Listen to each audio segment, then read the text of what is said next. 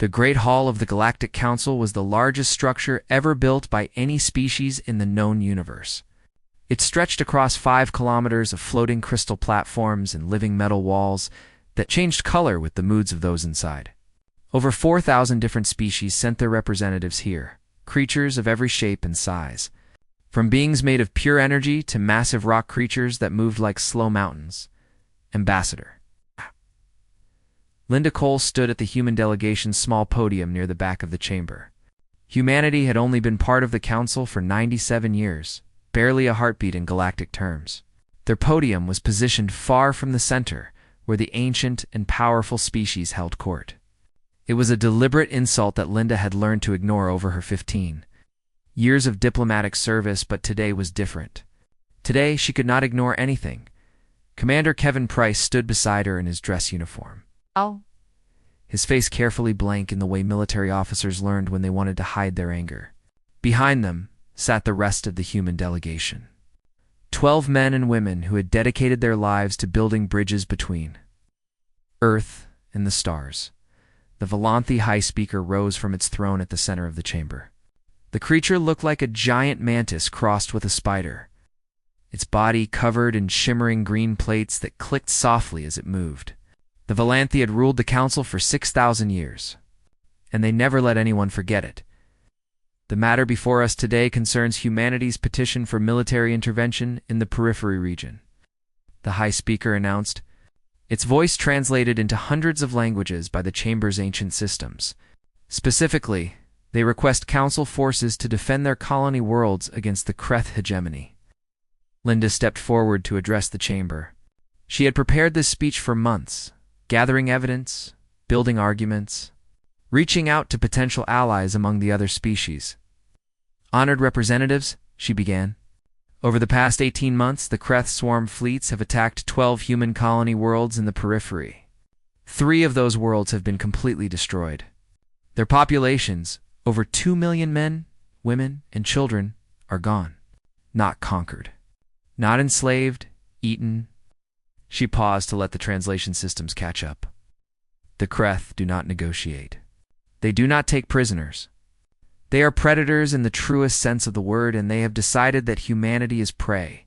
We are asking for help.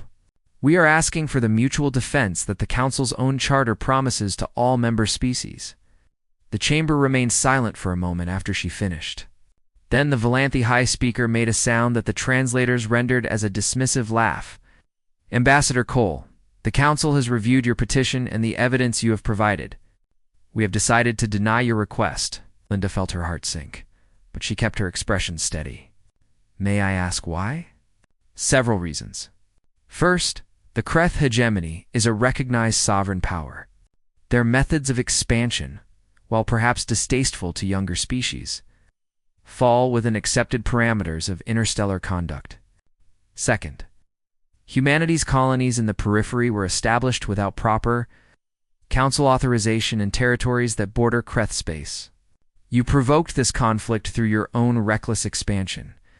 Kevin Price shifted slightly beside Linda. She could feel the anger radiating off him. High Speaker, Linda said carefully. Those colonies were established in unclaimed space, following all Council guidelines. And regardless of where they are located, the people living there are being murdered. Children are being eaten alive while their parents watch. Does the Council truly believe this is acceptable? The Volanthi waved one of its many limbs in a gesture of indifference. The Council does not interfere in the internal dietary practices of member species. The Kreth require living prey to reproduce. This is simple biology, not malice. They are eating our children. Then, perhaps humanity should have considered that before placing those children so close to Kreth territory. A ripple of clicking and humming passed through the chamber. Some of it sounded like laughter. Linda looked across the sea of alien faces and saw what she had always suspected but never wanted to believe. Most of them did not care. Some were amused by the young species making demands above their station. A few looked pitying, but none of them spoke in humanity's defense. We have allies on this council, Linda said. Species we have traded with, worked with, shared knowledge with. Will none of them speak for us? Silence answered her. The Morvani representative, whose species had enjoyed a profitable trade relationship with Earth for decades, refused to meet her eyes. The Fulani ambassador, who had personally attended Linda's wedding, studied his data tablet with sudden, intense interest. One by one, every species that humanity had called friend looked away. The Velanthi High Speaker clicked its mandibles in satisfaction. It appears the Council is united in this matter. Your petition is denied. This matter is closed. Linda stood very still for a long moment. 15 years of her life had been spent in this chamber, building relationships, learning customs. Believing that the galaxy could be united in common purpose, she had told herself that the Council's flaws could be fixed from within, that patience and good faith would eventually be rewarded. She had been a fool. Then humanity formally invokes Article 7 of the Council Charter, Linda said, her voice clear and steady. We withdraw from the Galactic Council, effective immediately. For perhaps the first time in 10,000 years, the great chamber fell completely silent. Even the ambient hum of the translation systems seemed to fade. The Velanthi High Speaker leaned forward, its compound eyes glittering. Ambassador Cole, you cannot be serious. No species has ever voluntarily departed from the Council. The economic consequences alone would devastate your primitive civilization. You would lose access to faster-than-light trade routes, advanced technology markets, diplomatic protections. You would be alone. We are already alone, Linda replied. You made that very clear today.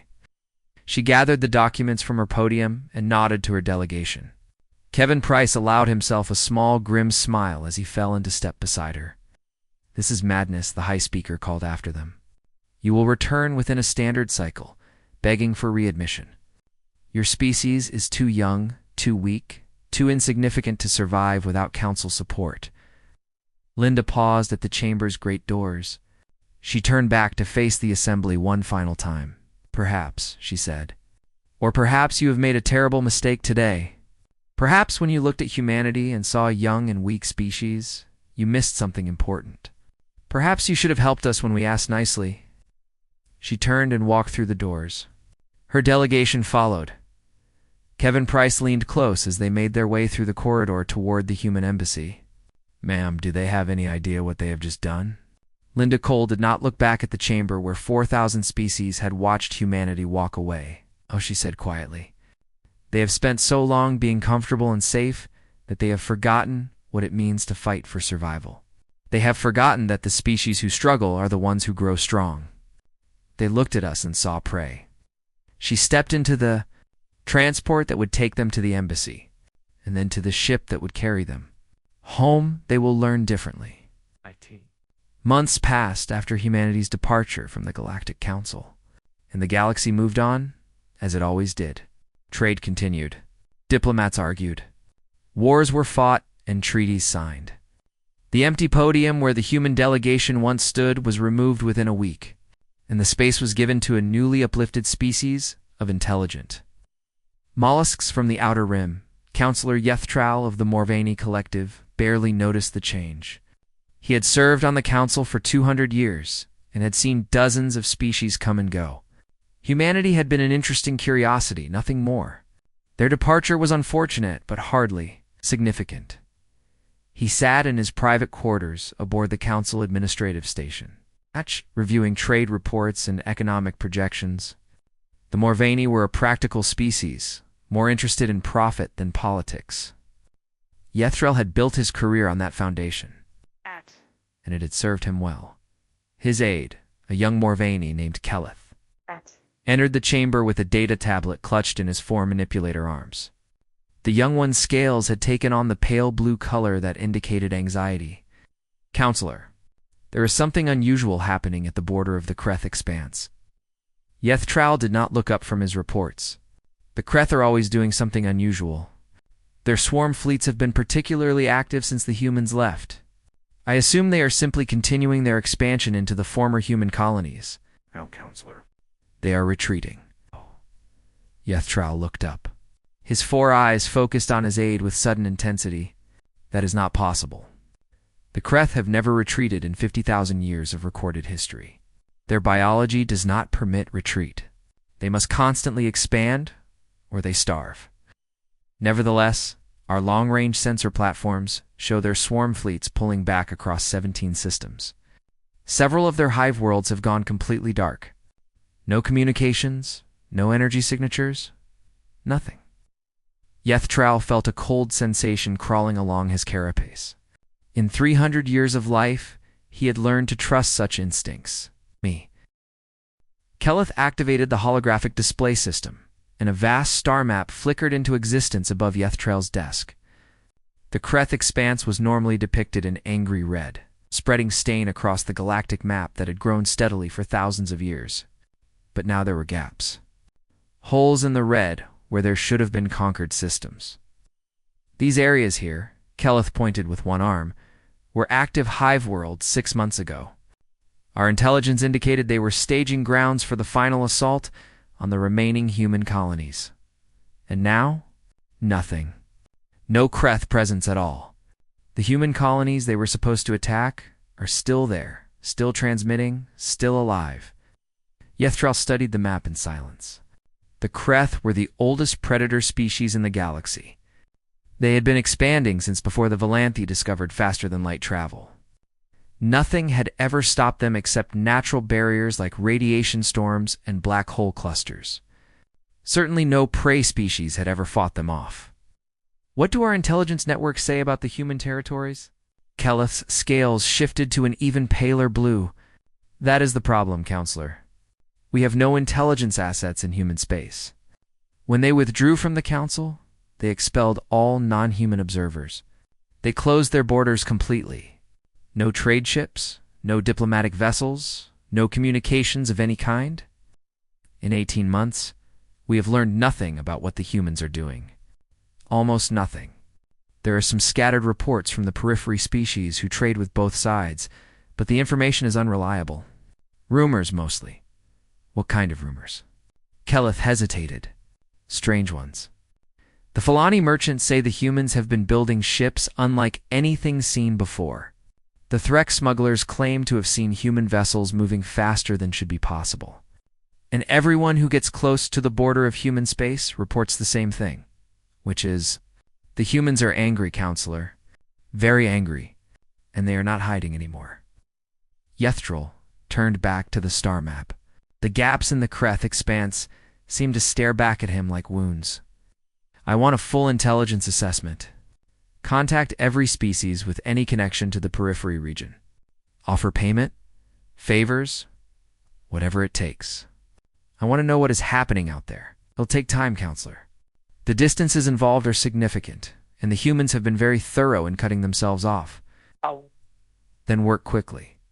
Something has changed in that part of the galaxy, and I want to know what it is before it reaches us. Keleth bowed and departed to carry out his orders. Alone in his quarters, Yethral continued to stare at the map. He remembered the day the humans had walked out of the council chamber. He remembered thinking that they were fools, that they would come crawling back within months. He remembered the secret satisfaction he had felt, knowing that his species had not spoken up for humanity because defending them would have meant risking Morvani, trading relationships with the Kreth. Now, he wondered if that satisfaction had been wise. The Kreth were monsters. Everyone knew this. But they were predictable monsters. They expanded slowly and steadily, consuming everything in their path, but they could be managed. Trade routes could be adjusted. Colonies could be relocated. The Council had spent thousands of years learning to live with the Kreth presence, but this was something new. Something that could make the Kreth. Retreat was something the galaxy had never seen before. Yethral pulled up the archived records from the human delegation's final session. He watched Ambassador Linda Cole deliver her petition, watched the Council dismiss her, watched her invoke Article 7 and walk out. He paused the recording on her face just before she turned away. There was something in her eyes that he had not noticed at the time. Not despair. Not anger. Something else. Determination. The absolute certainty of someone who has made a decision and will not be moved from it. What did you find out there, little species? Yethral whispered to the frozen image. What did you become? The map behind him continued to display the shrinking Kreth expanse. Somewhere beyond the borders of known space, humanity was doing something that no species had ever done before, and they were doing it alone. Because the galaxy had refused to stand beside them, Yethral suddenly felt very old. He had spent 2 centuries believing that he understood how the universe worked. The strong dominated the weak. The ancient guided the young. The council maintained order through careful balance and strategic compromise. But what happened when the weak refused to stay weak? What happened when the young learned lessons that the ancient had forgotten? He did not know the answers, but he suspected that the galaxy was about to find out. The Confederation vessel Steadfast dropped out of faster-than-light travel at the edge of the Fulani system with a flash of blue energy that lit up the darkness between stars. Captain Maria Santos sat in her command chair and studied the tactical display that showed exactly what the scouts had reported. A Galactic Council diplomatic fleet waited in orbit around the 4th planet. 12 ships in total, their hulls decorated with the silver and gold markings that indicated peaceful intent. They had been waiting there for 3 days, broadcasting requests for communication on every known frequency. "They found us faster than I expected," Maria said. Lieutenant Danny Reeves looked up from his tactical station. He was young, barely 25, but he had already seen more combat than most officers twice his age. They had been sending scout ships into the periphery for months. "I suppose it was only a matter of time before one of them tracked us here." Maria nodded slowly. 3 years had passed since humanity walked out of the council chamber. 3 years of war against the Kreth. 3 years of learning what it meant to fight for survival against an enemy that saw you only as food. The Steadfast was one of the new ships, built in the orbital shipyards above Mars using technologies that the Council had specifically forbidden. Her hull was darker than space itself, covered in materials that absorbed sensor signals rather than reflecting them. Her weapons were things that should not exist according to galactic law. "Should we engage?"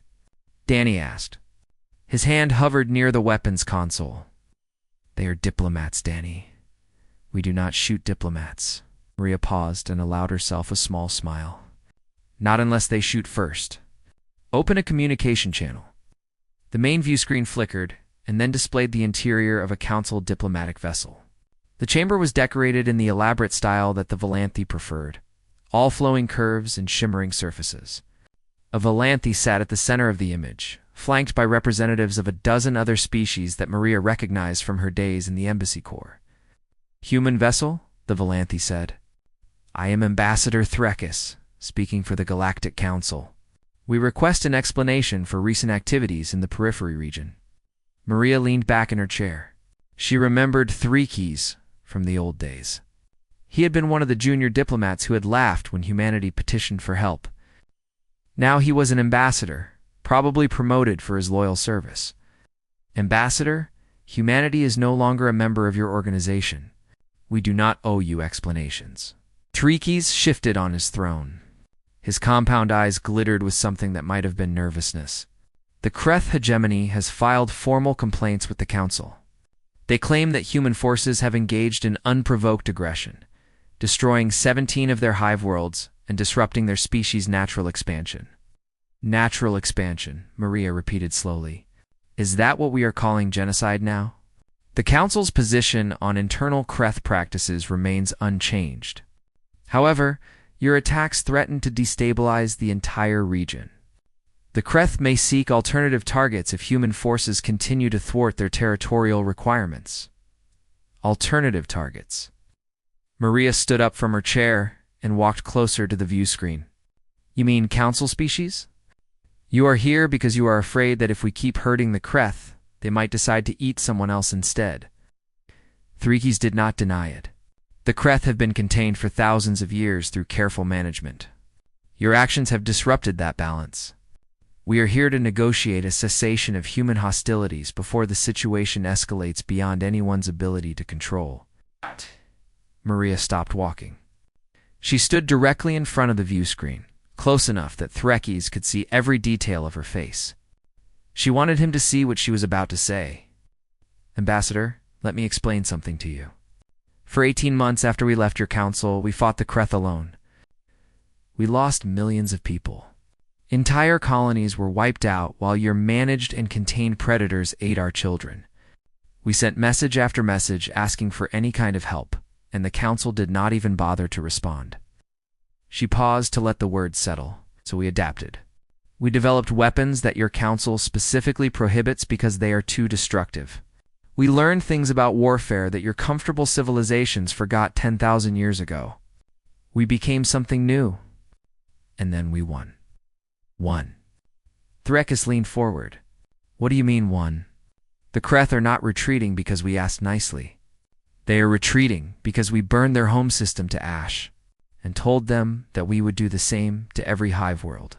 In their expanse, if they ever touched another human colony again. The chamber on the other end of the D. Transmission erupted in confused noise. Species that had probably never raised their voices in. To B, he walked toward the exit of the observation deck, then paused at the door. There is another reason, Carol. One that matters more than politics or strategy. What is that? 8 billion people are going to die if we do nothing. Not soldiers, not warriors. Ordinary people, families, children. They did not choose how their government treated us. They were just living their lives, the same as our colonists were before the Kreth came. Henry looked back at the warships outside the window. We know what it feels like to be abandoned when you need help the most. We know what it costs to survive alone. I will not inflict that on anyone else, not even people who hurt us. That is the line I will not cross. We walked out of the observation deck, leaving Carol alone with the view of humanity's terrible, beautiful fleet. She stood there for a long time, thinking about what Admiral Walsh had said. Outside, the construction drones continued their work, building more instruments of destruction. But perhaps, she thought, the most powerful thing humanity had built was not in those ships at all. Perhaps it was the choice to be merciful when mercy was not required. That was something no weapon could match. 15 years had passed since humanity departed from the Galactic Council, and the galaxy had transformed in ways that no political theorist or historian could have predicted.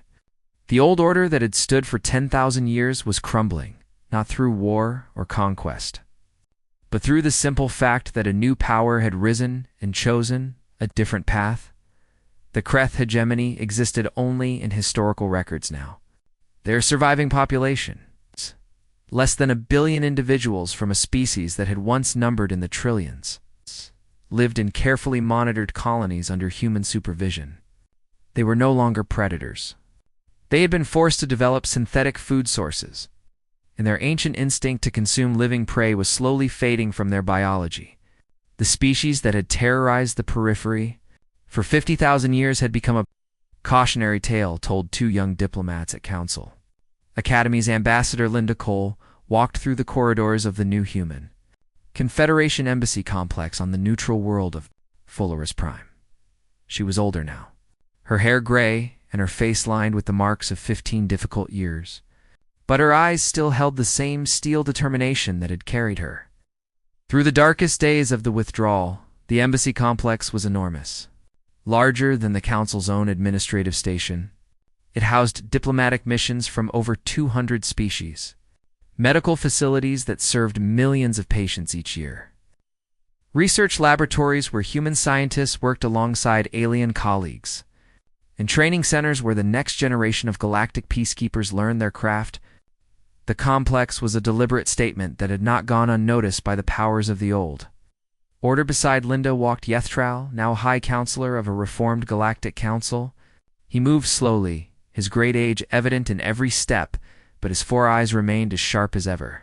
The Morvani lived for centuries, and Yethral had used those years to gain a perspective that few other beings possessed. You know why they sent me, he said as they walked past a garden where human children played alongside young Morvani and Falani. The council has prepared another petition for human membership. Linda nodded. I read the document. It was very eloquently written. The council apologizes for past failures and invites humanity to resume its rightful place among the civilized species of the galaxy. Will you accept? They stopped before a vast window that overlooked the embassy grounds.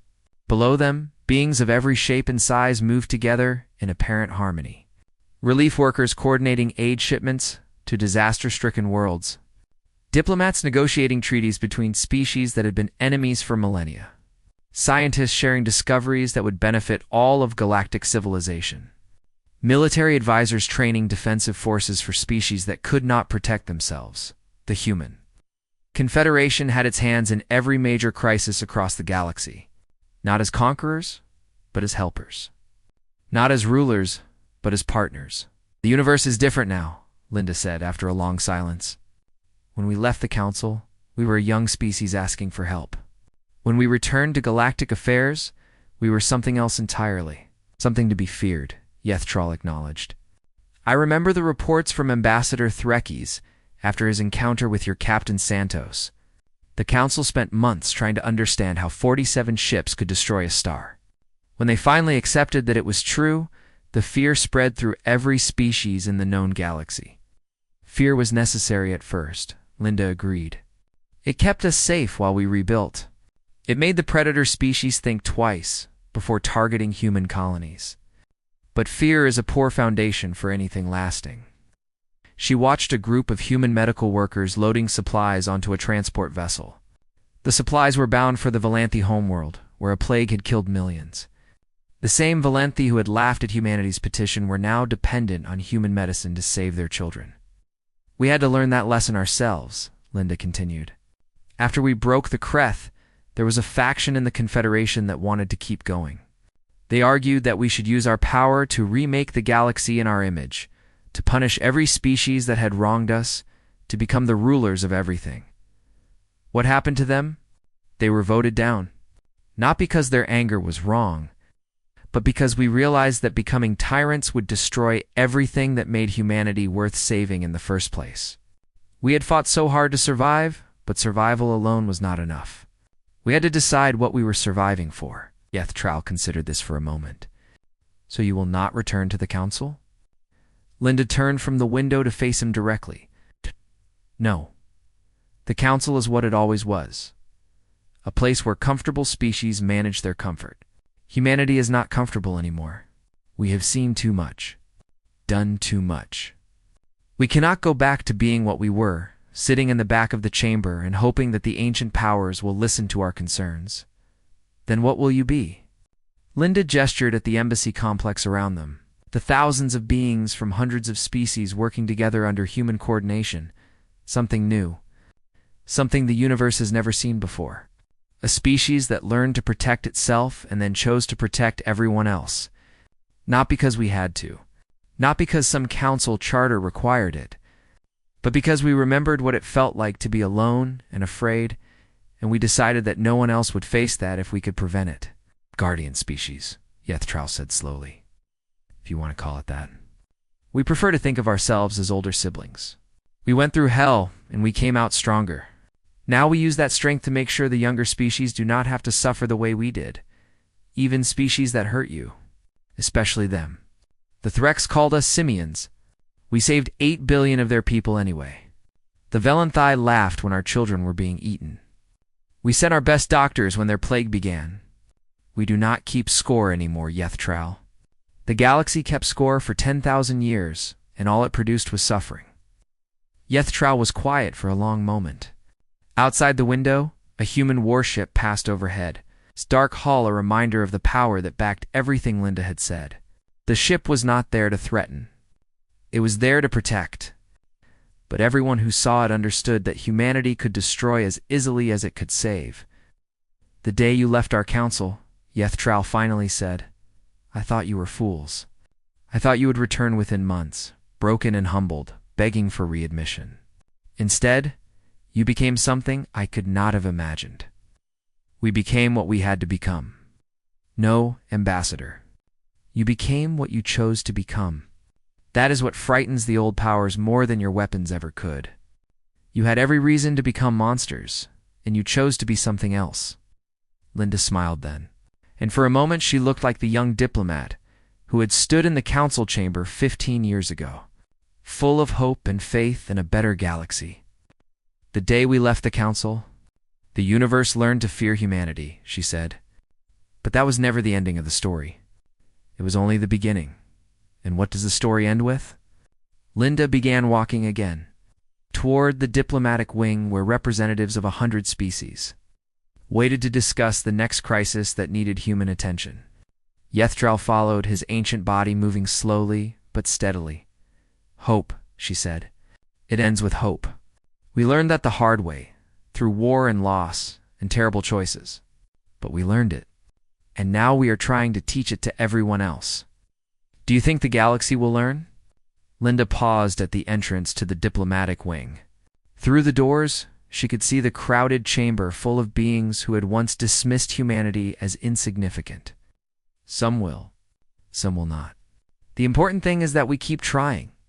That is what makes us different from the old powers. They gave up on the idea that the galaxy could be better. We never will. She stepped through the doors. Yethral watched her go. The universe had indeed learned many things since humanity departed from the Galactic Council. It learned that the small and overlooked could become mighty. It learned that those who were abandoned could return as saviors or destroyers, and that the choice between those paths was never inevitable. Most importantly, it learned that the young species from the Orion Arm had meant what they said when they promised to manage on their own.